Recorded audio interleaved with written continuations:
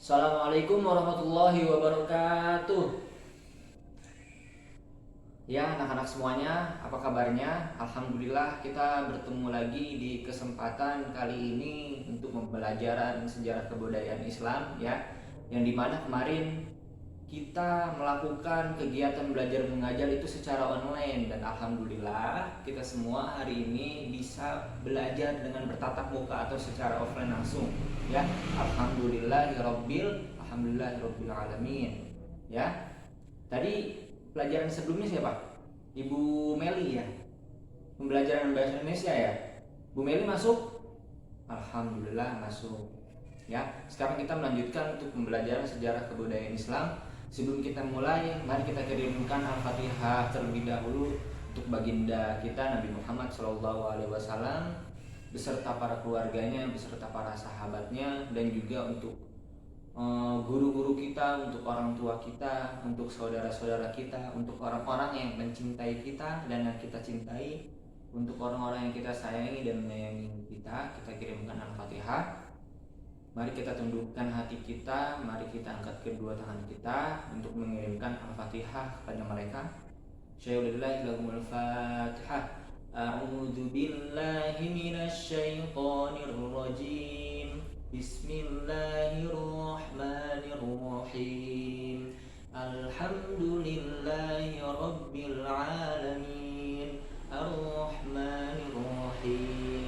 Maliki yaumiddin. Iyyaka na'budu wa iyyaka nasta'in. Ihdinas siratal mustaqim. Siratal ladzina an'amta 'alaihim ghairil maghdubi 'alaihim waladdallin. Amin. Semoga surat Al-Fatihah yang kita kirimkan sampai kepada mereka ya. Gimana kabarnya kalian? Sehat ya? Semoga kalian selalu berada dalam lindungan Allah. Semoga kalian selalu disehatkan oleh Allah ya, dijauhkan dari segala macam bahaya ya. Harus bisa selalu mengikuti protokol kesehatan dimanapun dan kapanpun ya, karena itu sangat penting. Itu adalah salah satu usaha kita untuk mencegah dan memutus penyebaran COVID-19 ya. Pakai masker, menjaga jarak ya.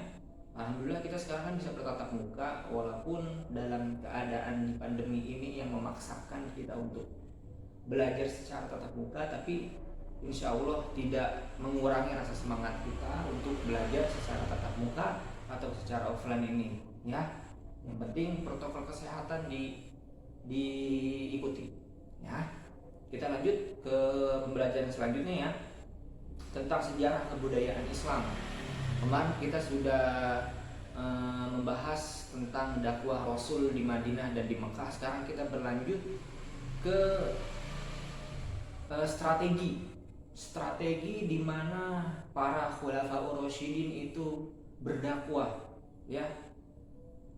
Di sini khulafaur rasyidin itu merupakan para pemimpin umat Islam pada zaman dahulu ya. Ada Abu Bakar, ada Umar, ada Utsman dan ada Ali ya.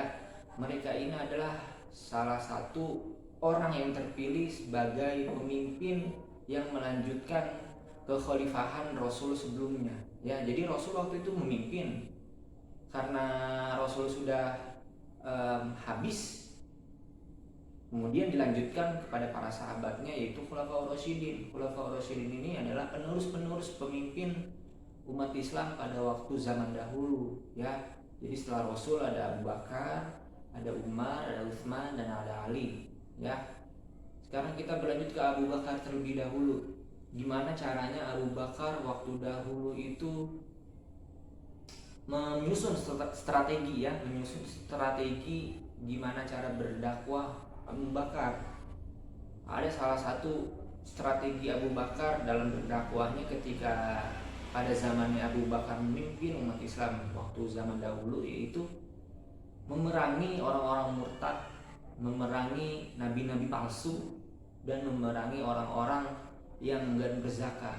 Jadi pada waktu itu Abu Bakar mengumpulkan semua masanya semua umatnya untuk memerangi, untuk memberantas mana orang-orang yang murtad keluar dari agama, mana orang-orang yang enggan membayar zakat. Diperangi dulu sama Abu Bakar dan pada umat-umat terdahulu, ya, diperangi oleh Abu Bakar orang-orang yang enggan berbayar zakat, orang-orang yang murtad, orang-orang yang keluar dari agama Islam, orang-orang yang mengaku sebagai nabi, itu diperangi oleh Abu Bakar waktu zaman dahulu, ya. Ketika zaman dahulu juga Abu Bakar, ketika masa kepemimpinan Abu Bakar, pada waktu itu mulailah pembentukan pembukuan Al-Quran. Jadi kan waktu sekarang kan ya, di zaman ini kan Al-Quran sudah dibukukan, kita tinggal baca Al-Quran semau kita, sebisa kita. Nah, waktu zaman dahulu itu, waktu masa zaman dahulu, Al-Quran itu belum ada, ya. Jadi Al-Quran itu masih terpisah-pisah. Ada yang di pohon, ada yang di batu. Nah, jadi waktu masa pemerintahan Abu Bakar, semua ayat-ayat Al-Quran itu dikumpulkan kemudian dibukukan pada waktu zaman Abu Bakar As-Siddiq, ya. Jadi itu prestasi atau strategi, ya, strategi Abu Bakar As-Siddiq dalam masa kepemimpinannya, dalam masa pemerintahannya, ya. Yang pertama tadi ada peperangan, di mana Abu Bakar dan umat Islam pada zaman dahulu memerangi orang-orang yang enggan membayar zakat, memerangi orang-orang yang murtad yang keluar dari agama Islam, dan memerangi orang-orang yang mengaku sebagai nabi, ya, nabi palsu maksudnya, ya. Dan juga pada masa Abu Bakar As-Siddiq itu ada dimulainya modifikasi Al-Quran atau dimulainya pembukuan untuk Al-Quran, karena pada dampak peperangan Abu Bakar dalam memerangi orang-orang tersebut, orang-orang yang memerangi Islam, banyak sekali para hafiz Al-Quran, para hufaz Al-Quran yang gugur dalam peperangan, ya. Nah, jadi pada waktu itu khawatir ayat Al-Quran lenyap, akhirnya dikumpulkan semua ayat-ayat Al-Quran kemudian dibukukan. Karena para penghafal Al-Quran sudah pada gugur dalam peperangan, akhirnya dibukukan agar menjadi Al-Quran, agar menjadi mushaf untuk nanti seterusnya bisa dibaca oleh umat Islam, untuk bisa dihafal oleh umat Islam. Sampai sekarang ini kan kita sudah bisa memegang Al-Quran, ya. Coba kalau misalkan Abu Bakar nggak membentuk strategi untuk pembukuan Al-Quran, pasti sekarang kita nggak bisa ini untuk membaca Al-Quran, nggak bisa untuk menghafal Al-Quran. Kalau misalkan Abu Bakar tidak membentuk strategi pembukuan Al-Quran, ya. Ketika pada masanya Abu Bakar As-Siddiq habis masa pemerintahannya, masa kepemimpinannya, maka harus ada generasi-generasi untuk melanjutkan estafet kepemimpinan, ya. Setelah Abu Bakar ada Umar bin Khattab yang memimpin umat Islam pada zaman dahulu. Jadi setelah Abu Bakar ada Umar, ya. Setelah Abu Bakar memerangi orang-orang murtad, orang-orang yang enggak membayar zakat, orang-orang yang mengaku sebagai nabi, kemudian mulailah ada pembukuan mushaf Al-Quran, pengumpulan semua ayat-ayat Al-Quran dikumpulkan kemudian dibukukan, ya. Bergantilah masa pemimpinannya pada Umar, ya. Setelah masa Abu Bakar habis, pindah masanya ke Umar bin Khattab, ya. Dimana strategi Umar bin Khattab ini sangat berbeda, karena tiap-tiap pemimpin itu mempunyai tujuan yang beda, ya, mempunyai pemikiran yang beda, ya, mempunyai strategi yang dimana apa yang bagus untuk kedepannya umat ini, ya. Salah satunya strategi Umar bin Khattab waktu itu perluasan wilayah, dimana ada titik-titik wilayah yang harus diperluas, yang jaringannya harus diperluas agar umat Islam itu menyebar, ya. Kemudian pada masa pemerintahan Umar bin Khattab, Umar mengeluarkan undang-undang, Umar mengeluarkan peraturan-peraturan yang harus dilaksanakan, ya. Karena pada sebelumnya peraturan-peraturan itu tidak disusun. Nah, pada masa pemerintahan Umar bin Khattab, pada masa kepemimpinan Umar bin Khattab, Umar membentuk dan mengeluarkan undang-undang yang harus dipatuhi dan dijalani. Ya, kayak sekarang saja kita hidup di negeri ini pasti mempunyai peraturan-peraturan yang harus kita jalani. Ada undang-undangnya. Ketika kita berbuat salah, hukumannya apa? Ketika kita melanggar, hukumannya apa? Ya, sama seperti zaman dahulu pun Umar mengeluarkan undang-undang peraturan. Ya, ketika ada umatnya yang salah, ketika ada umatnya yang keluar dari undang-undang, yang tidak mematuhi undang-undang dan peraturan, maka akan dihukum oleh Umar. Apalagi waktu itu kan Umar adalah khalifah yang sangat tegas, yang sangat berani, ya, tidak memandang bulu, tidak berpihak kepada siapapun. Umar berlaku adil kepada umatnya. Jadi ya kalau salah, kalau benar ya benar. Pada waktu itu Umar mengeluarkan undang-undang agar umat Islam bisa mematuhi, bisa terus lurus berada dalam masa penguasa Umar bin Khattab. Ya, makanya Umar mengeluarkan undang-undang untuk apa?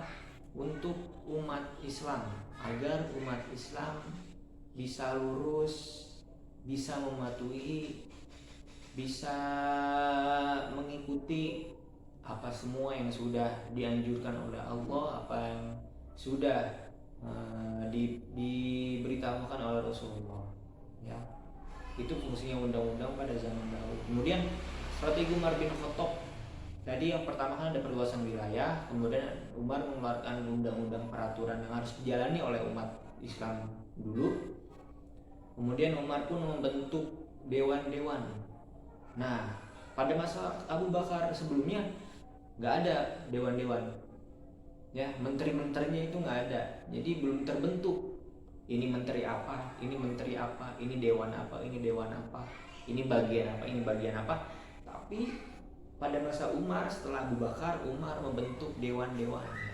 Misalkan ini dewan apa, ini dewan syariah, ini dewan keuangan atau apa. Waktu itu Umar membentuk dewan-dewan agar masa pemerintahan Umar bin Khattab lebih terjaga, lebih disiplin dan lebih baik. Ya, jadi sudah ada tugas dan tupoksinya masing-masing, tugas pokok masing-masing dari tiap-tiap dewan. Ya, misalkan dewan ini tugasnya apa, dia menjalankan tugasnya. Misalkan Dewan B menjalankan tugasnya, ya sudah melakukan dan menjalankan tugasnya sesuai dengan apa yang sudah diatur oleh Umar bin Khattab pada waktu itu. Jadi ada beberapa strategi, kemudian ada beberapa prestasi-prestasi yang sudah dijalankan, yang sudah dicapai oleh Khulafaur Rasyidin. Yang pertama ada Umar dan ada Abu Bakar. Ya, ada Abu Bakar dan ada Umar. Ya. Dari Abu Bakar dulu tadi ada strategi Abu Bakar seperti apa sebagai khalifah di waktu masanya. Kemudian Umar bin Khattab, strategi dan prestasinya apa saja yang Umar lakukan, yang Umar capai ketika pada masanya. Nah, coba sekarang anak-anak semuanya, apa yang tadi sudah Bapak jelaskan, ya, coba anak-anak semuanya ambil kertasnya masing-masing, sobek kertasnya masing-masing. Dari apa yang sudah Bapak jelaskan, kalian tuliskan di kertas tersebut, kemudian dikumpulkan ke Bapak, ya, supaya kalian paham, supaya kalian mengerti apa yang tadi sudah Bapak jelaskan. Kemudian kalian tulis apa yang kalian tangkap, apa yang sudah kalian dengar, apa yang sudah kalian serap, sesuai dengan bahasa kalian, sesuai dengan apa yang kalian pahami yang sudah tadi Bapak jelaskan. Nanti dikoreksi sama Bapak, ya, dikumpulkan. Coba sekarang Bapak kasih waktu 10 menit untuk mengintisarikan, ya, untuk menjelaskan, untuk menuliskan apa yang sudah tadi Bapak jelaskan, strategi dan prestasi Khalifah Umar bin Khattab dan Abu Bakar, ya. Oke. Silakan. Oke. Terima kasih bagi teman anak-anak semua yang sudah mengumpulkan, ya. Nanti Bapak koreksi yang bagus, yang sesuai dengan apa yang Bapak jelaskan. Nanti Bapak kasih nilai tambahan, ya. Kita tutup pembelajaran kita pada hari ini dengan bersama-sama mengucapkan alhamdulillahirabbil alamin. Istighfar 3 kali, kemudian baca kafaratul majelis. Astagfirullahaladzim, astagfirullahaladzim, astagfirullahaladzim. Subhanakallahumma wa bihamdika asyhadu an la ilaha illa anta astaghfiruka wa atubu ilaik. Ya, habis ini tunggu lagi mata pelajaran selanjutnya, ya. Bapak bisa keluar, kita tutup. Terima kasih anak-anak semuanya. Sampai ketemu di pertemuan selanjutnya. Assalamualaikum.